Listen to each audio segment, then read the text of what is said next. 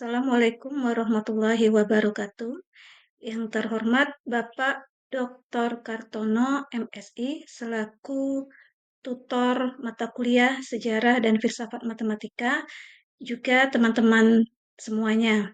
Saya Umi Kalsum dengan nomor induk mahasiswa 501172056. Baiklah, pada diskusi ke-12 kali ini, saya ditugaskan untuk membahas siapa sajakah tokoh yang membahas aliran filsafat yang merupakan anti-realisme dalam ontologi kontemporer, juga strukturalisme. Baik, apa yang dimaksud anti-realisme ontologi? Dalam filsafat matematika, anti-realisme ontologis adalah posisi yang menolak atau tidak menerima bahwa objek-objek matematika benar-benar ada secara independen dari pikiran manusia. Dengan kata lain, matematika tidak menggambarkan realitas di luar sana secara objektif. Kebenaran matematika bergantung pada konstruksi, bahasa, praktik, atau pikiran manusia. Berikut adalah tokoh-tokoh anti-realisme dalam ontologi kontemporer.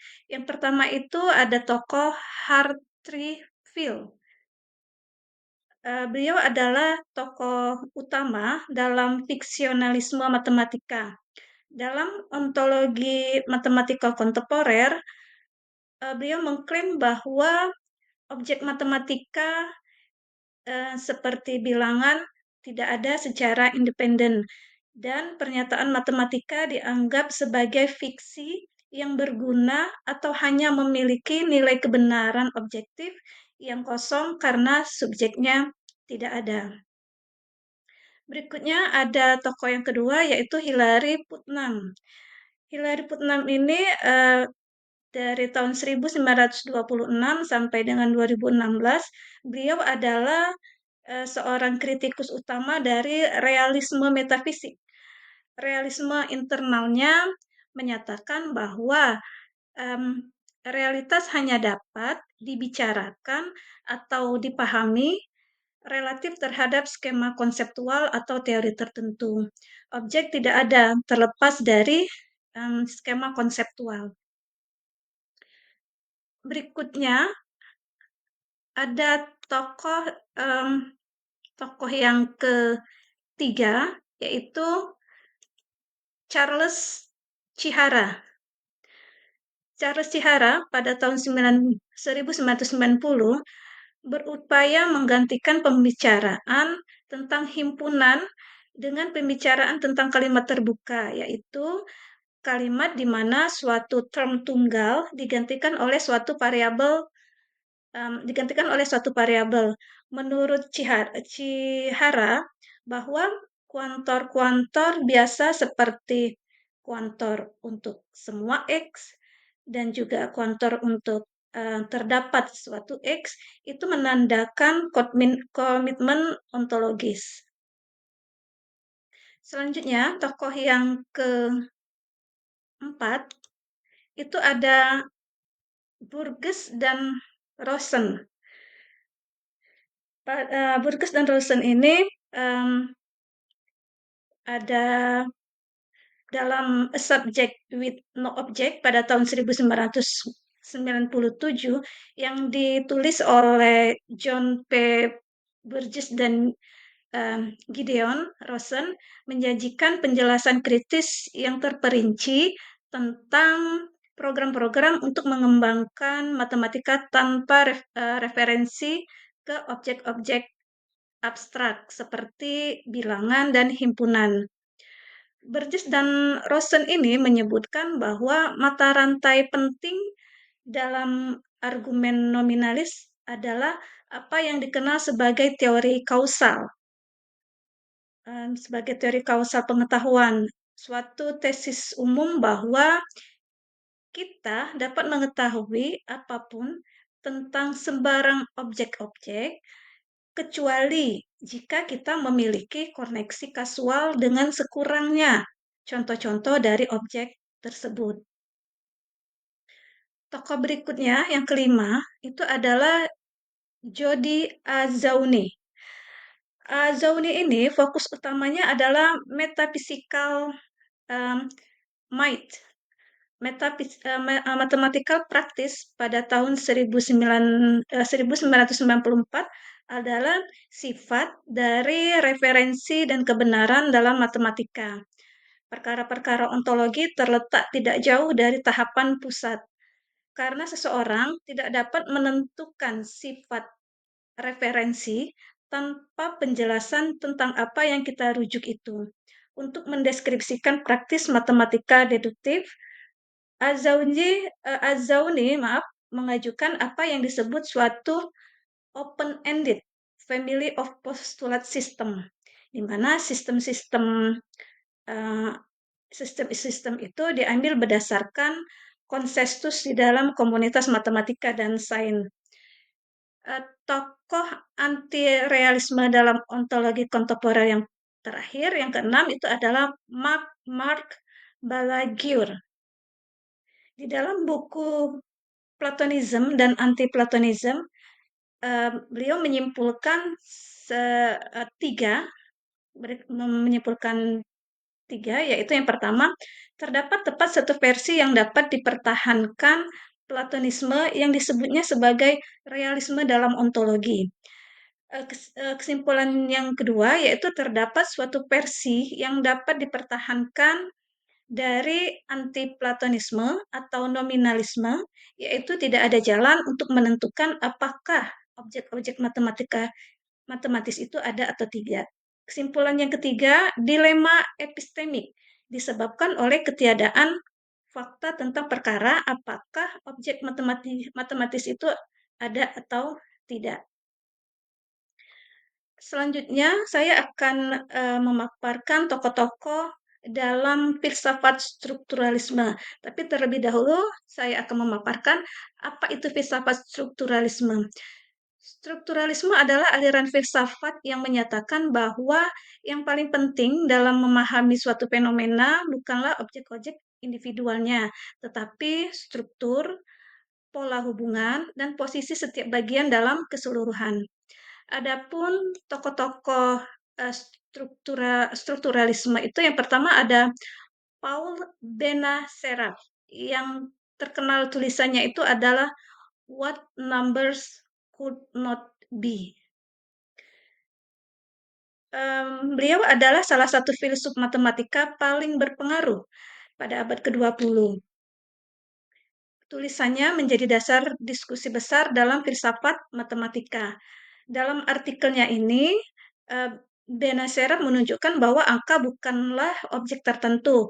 Contohnya, dalam teori himpunan Zermelo-Frankel, bilangan 2 itu bisa didefinisikan sebagai yang pertama, dalam konstruksi Van Neumann, itu bilangan 2 itu bisa sama dengan himpunan 0,1. Bisa juga bilangan 2 itu sama dengan himpunan kosong, himpunan kosong. Di Zermelo, 2 itu bisa sama dengan himpunan kosong, himpunan kosong.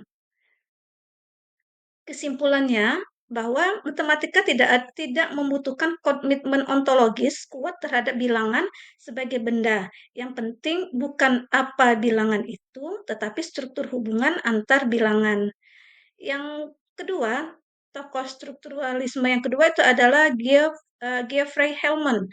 Pada tahun 1989, bukunya yang terkenal itu adalah Mathematics Without Number, Toward a Modal Structural Interpretation.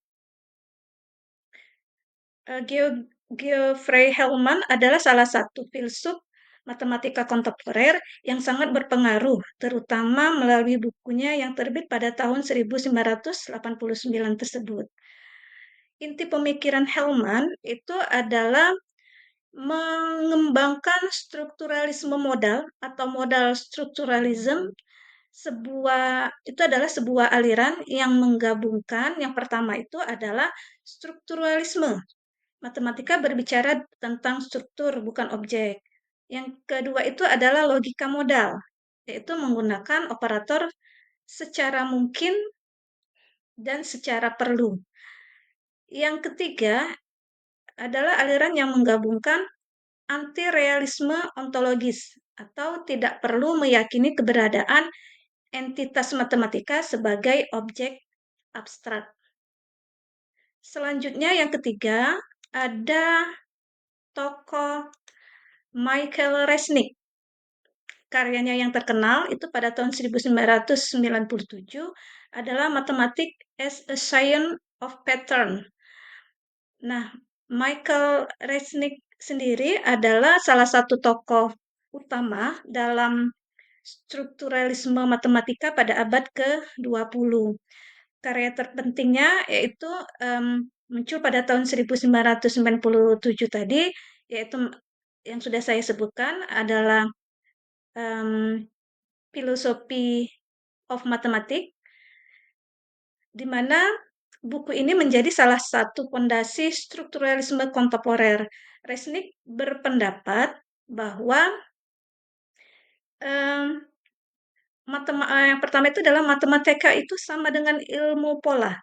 Dia mendefinisikan pola itu sebagai himpunan hubungan yang dapat diwujudkan oleh berbagai sistem, fisik, ataupun abstrak.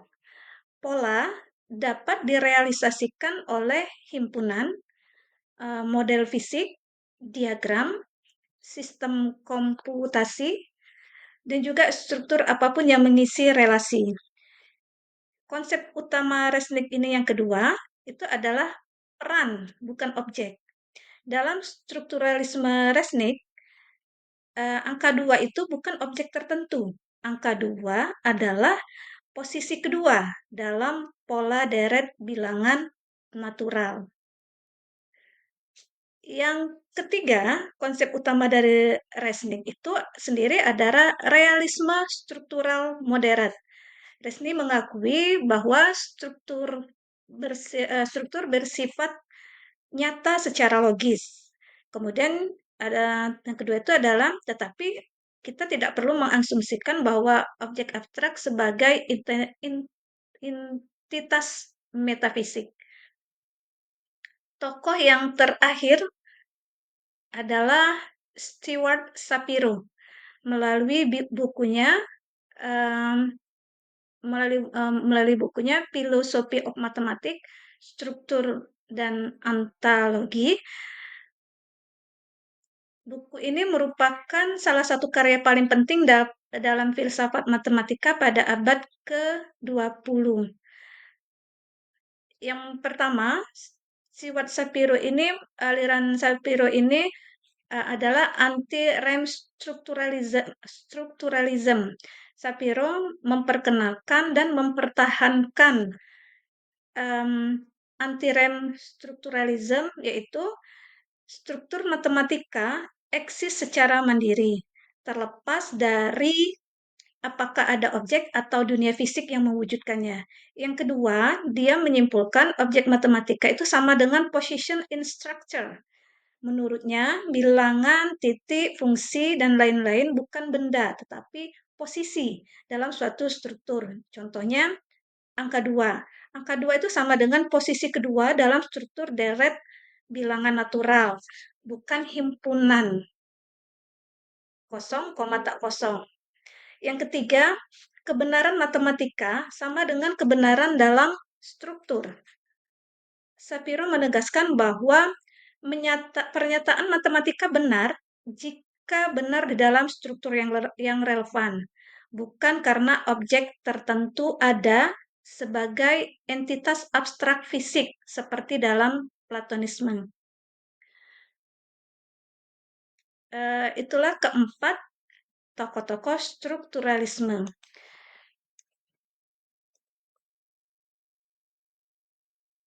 Berikut adalah referensi yang saya gunakan di dalam membuat video diskusi ke-12 kali ini.